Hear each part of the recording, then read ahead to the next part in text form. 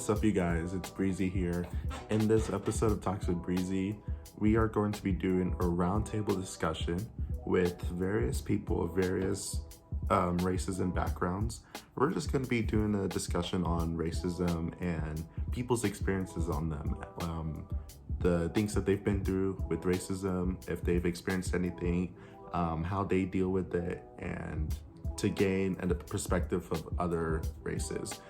We see a lot of things where people of minority race may not see what white people go through, or white people might not truly see the details of what minorities go through in terms of racism. So what I've done here is I've tried to gather at least one of every race in this group call, and we're all going to be talking about our experiences of racism, how society's dealing with it, and what solutions they think are effective in reducing the amount of racist acts that we have in our society.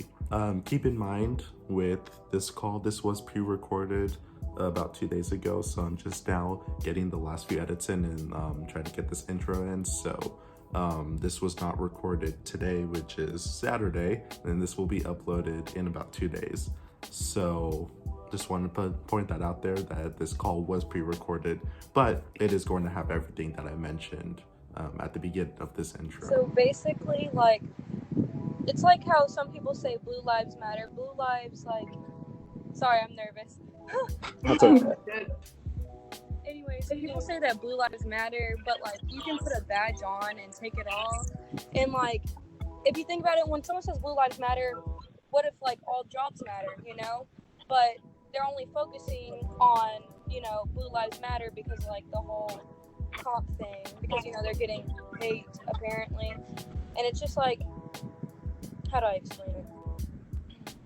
We're focusing on the blacks being oppressed right now because that's it's been a thing that's gone through centuries, and they've dealt with this shit for so long, and it's finally time to put a stop to it, because it's just not fair. You shouldn't be treated differently because of your skin color. We're all the same blood, Mm-hmm. It's not right. That officer should have never had that guy on the ground like that. All right, and Lexi, I know you've shared some opinions on that too. I know, have you been protesting out since all of this has been happening? I haven't had a chance to protest. Okay. I know the protests have happened within your area. What's your take on Black Lives Matter versus All Lives Matter? I think all lives matter is ignorant, because clearly all lives do matter. It's not we're not fighting for only Black Lives Matter. We're fighting for the wound that needs to be taken care of, and the wound is Black lives are not being treated the same, or any deaths in the Black community from, I guess you say, the police force. It's unbelievable, and that's what we're trying to fix. So all lives matter is kind of a slap in the face to what we're trying to stand up for, I guess. That's my opinion on that. Okay. And Amanda, from a Black woman's perspective, what's your take on all of this? For me, all lives matter. I can agree with the sentiment itself. The problem is all lives matter was created in reaction to Black Lives Matter. If it came first, I would be completely fine with it. It was protesting a protest, if that makes sense. If they just did all lives matter from the get-go and that was the slogan, then it would be not a problem. But it's why did you have to make all lives matter now? Police brutality has been happening for so long. Even Black Lives Matter has been around since 2013. So I don't understand why people get mad at Black people for starting the movement when anyone could have started the movement to begin with. And police brutality doesn't just affect Black people in general. So they could have just started a police brutality protest a long time ago, because it's been happening basically since the creation of police. So that's why I have a problem with all lives matter. There is this idea that all lives matter was created in retaliation to Black Lives Matter, just to get their point across. Mainly from people who don't agree with the whole Black Lives Matter. Now, some people think that Black Lives Matter is quote unquote a terrorist organization that is only focusing on one group and does not care about anyone else? What do you think about that? Anyone who wants to answer that? Well, basically, Black Lives Matter is like a thing. You know, they're basically fighting for all the minorities that do neutrality because we all do it's the same thing. But what's mainly like the problem is like Black people are getting most of it. Like they're getting most of the kill, they're getting most of the hatred, they're getting most of that, and we're all fighting together because we do all the same thing. But like the thing is, they always want to put all lives matter whenever it's Black has to. They don't like the fact that they don't like seeing Black people because that's always been the part of America. They don't like seeing them. They don't like seeing them. That's what they always downplay them, stereotype them, and then like make them feel bad about it when that's not even who they are. Anyone else have anything to say about that? I think it's ironic that people are trying to say that Black Lives Matter is a terrorist organization when we still have yet to make the KKK a terrorist organization. Not a KKK to stay around because they've been terrorizing Black people and people of color in general for years, like hundreds of years. If we're gonna make Black Lives Matter a terrorist organization, the KKK needs to be included in that as well.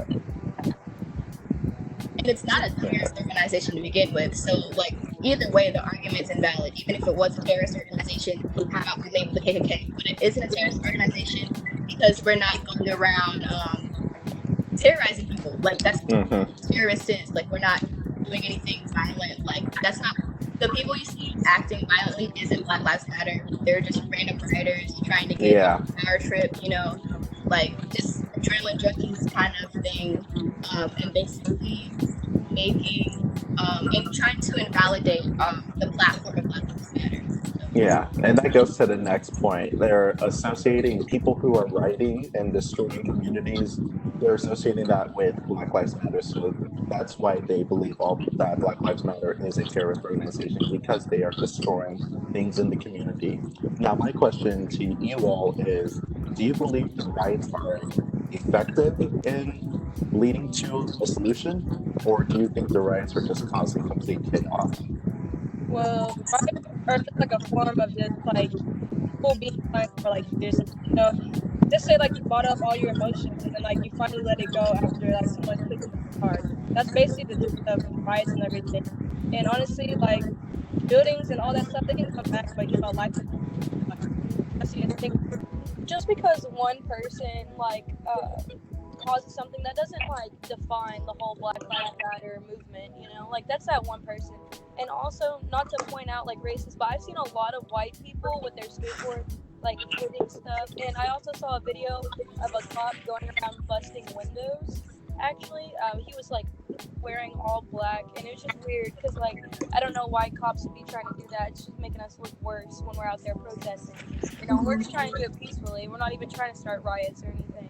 Like at the protest I was at, we were 100% peaceful, and the cops were like, if y'all don't like disperse, then we're gonna pepper spray y'all. We're gonna throw tear gas. I'm like, why? We were so like peaceful, and I didn't understand why. It's just stupid. So you had, did you have like a, would you say positive or negative experience at the protests that you've been to? The protests that I've been to, I went to one in Fort Worth. That one was super peaceful. There was this one guy though. We had to get him off this cop car because he was trying to start like kicking it and stuff. He ended up denting it, but we stopped him before like any more damage was done because we wanted to keep it peaceful. But that one was like the best one I've gone to, and it was like awesome. We were all like in harmony and like in a group staying together, and at the end though we did accidentally disperse, which made our like movement weaker. And then I went to another one in Haltom City, and that one was for the BISD over in Fort Worth, and they were trying to change the rebels. I think that was like their character for their school, and they were trying to point out that their principal was racist, and that one was pretty peaceful too. It was a smaller group. It was about 40-50 people. But that one was really good as well. Do you believe that all cops are racist? I don't. Okay, so I feel like there are a lot of racist cops because you see a lot of police brutality when it comes to opposite colors. And I think that it's bad that not only the racist cops are getting away with it, but the other cops are also standing behind them and not speaking up on that. Like, even like chiefs of police stations, like, they knew about like the brutality against people of color and they still didn't do anything. So I think majority of the cops are fairly racist. The cops I've ran into, I haven't had any problems, but that's because, you know, white privilege, of course. But I do believe most cops are bad, in my opinion. But that's just how I see things. Okay, and that white privilege, I'll get to that in a second too. But let's see. Lexi, have you ever encountered a negative experience with a cop? Yeah. Like a few times. Or do you want me to talk about anything specific? Anything that you feel that you want to share that would prove your point as to what you think about cops? So, yeah, I guess last semester in the fall, my friend got into an accident. It was like under the tollway, and I went to go help him out. It was like 1 in the morning, I guess. And so he was driving illegally. That wasn't the issue. So his mom called the cops and that kind of stuff. And I had to be interviewed by a cop. And for the most part, it was pretty like, I'd say it was okay. But then there's like kind of this one cop at one point who was very just like kind of sus the whole time. And I don't know, I felt like he was breaking his he was like using his like power and like over control because he kept asking questions about like me personally too, and I'm like, dude, I just got here, like, I needed to help out. And even the cops kind of were like, oh yeah, you're good, whatever, okay. And I kept getting questions and stuff too. Just like I feel like a lot of cops abuse their power sometimes too, and that is dangerous. When it comes, like, if a cop also stereotypes, that is dangerous. They abuse their power in situations like that too. But in my case, the cop wasn't stereotyping, but it's definitely like I've seen, like, you know, just not chill cops. I guess that's my only experience. Amanda, what's your take on cops? I don't think all cops are racist or all cops are bad. I think all cops are bad, but I'm gonna explain the reason. It's not because I think all of them are actually bad, because I have ran into my fair share of good cops, actually more good than bad cops. The problem is, like, we say all cops are bad because the system allows them to be bad, if that makes sense. And it makes good cops feel like they can't speak up when a cop is being bad. So that's why I say all cops are bad, because like the way the blue line is set up, basically they're supposed to back the blue, no matter what. And you know, black back their brothers and sisters who are on the force, so they're not allowed to say anything negative. And a lot of times I've seen good cops get fired for speaking up against, you know, people abusing their power and stuff like that. So that's why the all cops are bad terms there, because like the good cops always like get in trouble for speaking up. So if no one's gonna speak up, then to me you're inherently bad. You allow something bad to happen in front of you, if that makes sense. So like you're just as accountable and you know, take blame as they are if you just sit there and allow them to do that without speaking up, or if you join in out of fear. So the other problem is a lot of cops that are good who speak up on issues like this, they basically kind of get like blacklisted, and so if they call for backup, they won't get it and they won't receive help in emergency situations. So like if their lives are in danger, they won't get backup if they basically buck the system and go against what they're being told to do.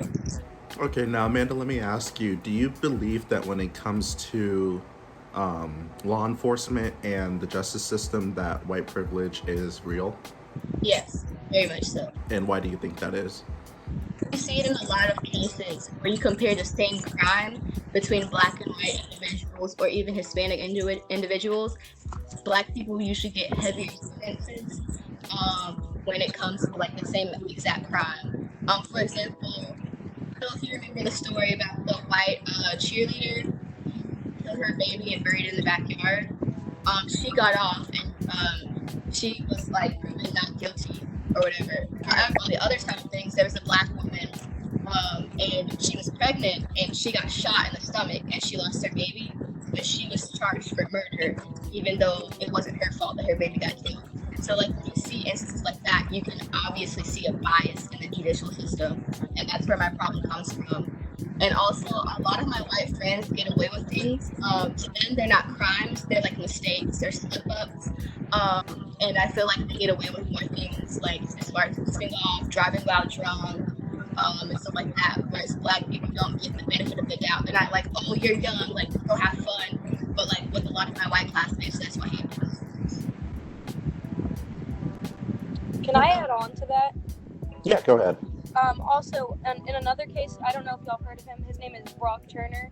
He raped a drunk woman behind the dumpster, and he went to this big school. He didn't even get he only stayed for 3 months. Remember, because he had good behavior. Yeah, he got off for good behavior. And then I saw this other lady, this person of color, and she literally just used her friend's address to get her son enrolled in school because she was homeless. She got I think it was 5 or 10 years, something like that. That is definitely showing the white privilege right there. Or how even when I forgot his last name, but Dylan, and I forgot the last name, when he shot up the school, he got Burger King on the way back. Whereas a lot of black people don't even make it to prison because they die on the way there, or they die before they even get in handcuffs. But he shot up the whole school, proved that he was a violent threat, still had a gun, and they put him in the back of the truck of the car safely, and then took him to Burger King. That's terrible. It doesn't make sense. That doesn't make sense. So now you guys have seen throughout this video everything that these certain people have gone through, their past experiences with racism, and you've seen perspectives of a black woman, Amanda, and then you've seen the perspective of a white woman, Gabby, and then everyone else in between. We didn't get to hear from Elena. She was having technical issues, but from a Hispanic perspective, I know she's had many experiences that unfortunately she couldn't share. We've also had the experience of Lexi, who is part Latina but is mostly white, about 75%. And then we've also got to hear from our friend San, who is Arab, but she couldn't be on the call that night, unfortunately. But she did send me her stories that she wanted me to share on this. So I will read out a bit of her story so you can also get a perspective of how she dealt with racism as an Arabic woman. So one of the things I asked all those girls in the chat and San was, have you ever experienced racism as the ethnicity that you are? And she's told me that she has been dealing with racism since 4th grade, that she has had experiences where people have pulled down her scarf, and a group of boys pulled down her scarf at her local school and teachers did nothing about it. And she also had her scarf pulled down by a white couple after a George Floyd protest. I also had the chance to ask San, how does she think that the system is dealing with racism? The system being the judicial system, government, society, that whole generic system. And what she told me was that the system is working exactly the way it's designed, which was blacks on minorities. And she also said that it is disturbing to see that people are not acknowledging how deeply ingrained racism is in our society. And she gave me an example of how majority of people impacted by COVID-19 are minorities and people of color. And she wants to talk about equal opportunities, but there's so many more obstacles that a person of color has to face in order to access those things that are simply handled by people that are not of color.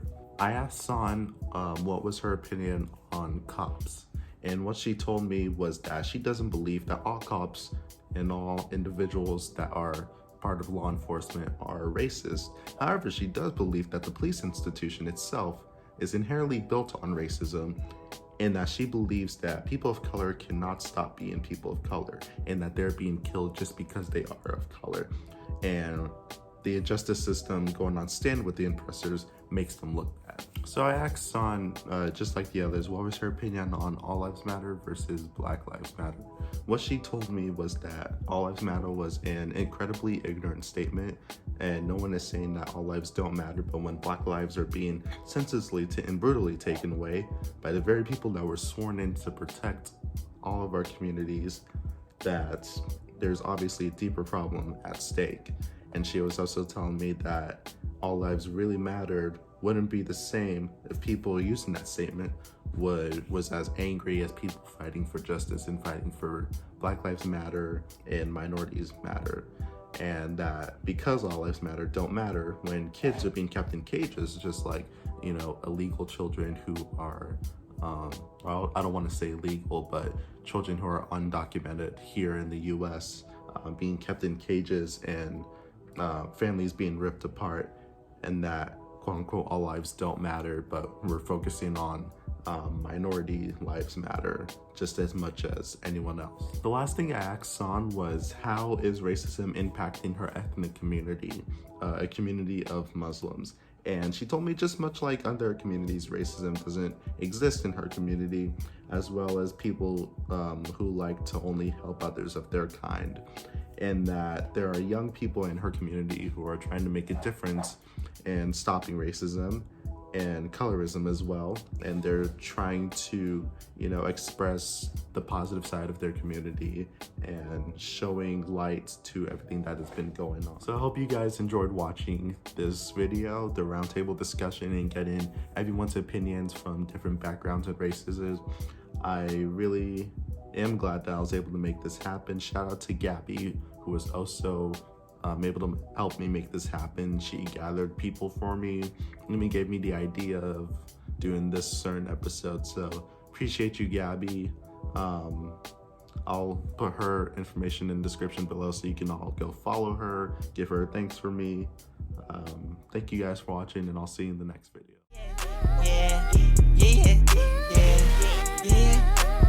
I'm on Soultre, you know he produced it, and